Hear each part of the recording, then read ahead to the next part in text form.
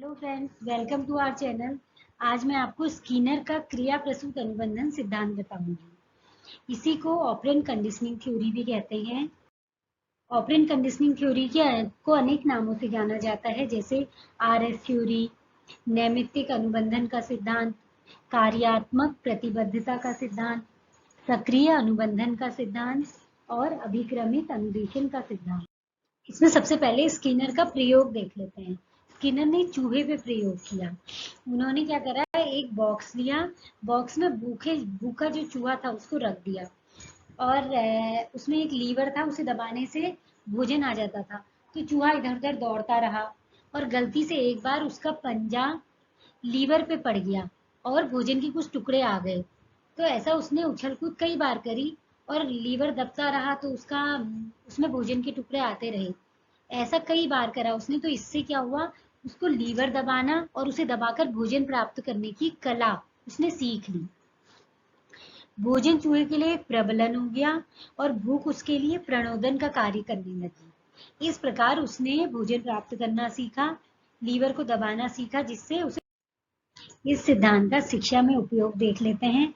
सबसे पहला क्या है, अगर बालक में कोई अच्छा व्यवहार उत्पन्न करना है तो उसको पुनर्बलन देना अति आवश्यक है। पहला ये है। दूसरा ये है कि बालकों की आवश्यकताओं पर जोर देना चाहिए।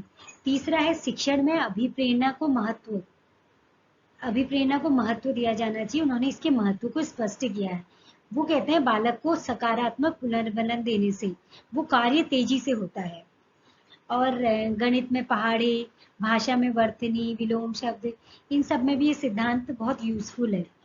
बालक में वांछित व्यवहार उत्पन्न करने के लिए भी इस सिद्धांत का प्रयोग किया जा सकता है। अब इस सब चीजों से देखते हैं क्रिया प्रसूत अनुबंधन का अर्थ क्या है।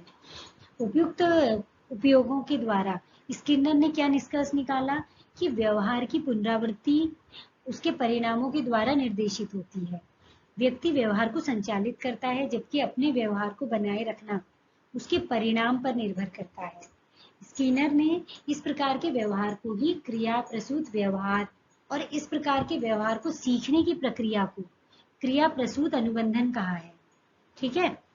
इस प्रकार इस प्रयोग से समझा जा सकता है कि चूहे को लीवर दबाने पर भोजन की प्राप्ति अगर नहीं होती तो वो लीवर दबाने की क्रिया को सीख ही नहीं पाता, क्योंकि उसने लीवर को दबाया, उसे भोजन मिला, वो भूखा था, तो उसने दोबारा प्रयास किया, तिबारा प्रयास किया और वो लीवर दबाना सीख गया।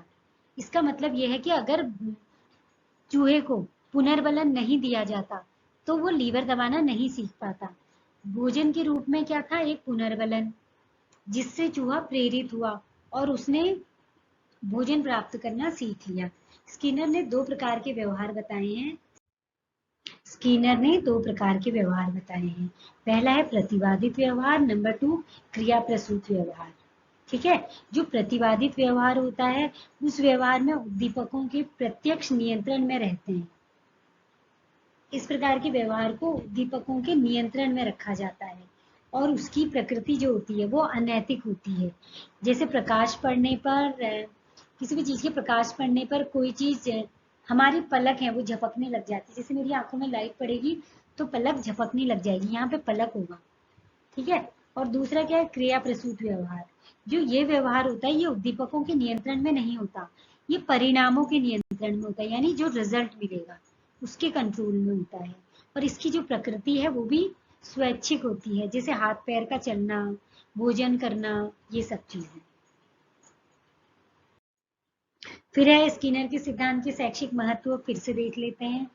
वही चीजें क्या है इसमें, शिक्षण के दौरान छात्र को पुनर्बलन के आधार पर अधिगम के अच्छे अवसर प्रदान किए जा सकते हैं। मतलब जैसे अगर बच्चे को कुछ भी, हम क्लास में हैं और मैंने बच्चे से क्वेश्चन पूछा और कहा वेरी गुड, तो बच्चे को मोटिवेशन मिलेगा कि पूरी क्लास के सामने मुझे वेरी गुड कहा, तो वो दोबारा आंसर देने का प्रयास करेगा और ध्यान से टीचर की बात सुनेगा।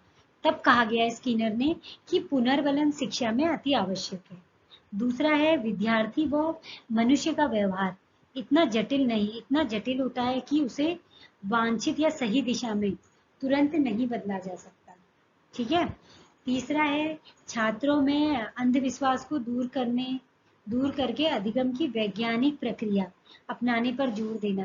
वो कहते हैं कि छात्रों में जो ये अंधविश्वास चला आ रहा है इसको दूर करना चाहिए, और जो विज्ञान से रिलेटेड चीजें हैं उनको बताना चाहिए, बच्चों को इस पे फोकस करना चाहिए। ठीक है।